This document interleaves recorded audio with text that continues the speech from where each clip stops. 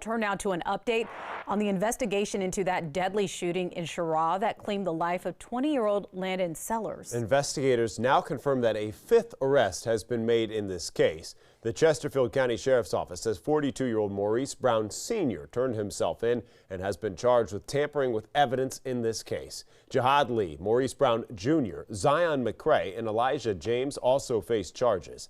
The Sheriff's Office says this shooting actually stemmed from an argument between Lee, McCrae, James, and Brown Jr. They say they got into a fight last Friday night, as well as on Saturday night when the shooting actually happened. Now, sheriff's deputies say shots were fired from the truck that Sellers, Lee, James, and McCrae were in, and then shots were fired at the truck by Brown Jr.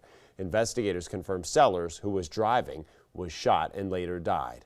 Those investigators believe Sellers was not the intended target and did not fire shots during the incident.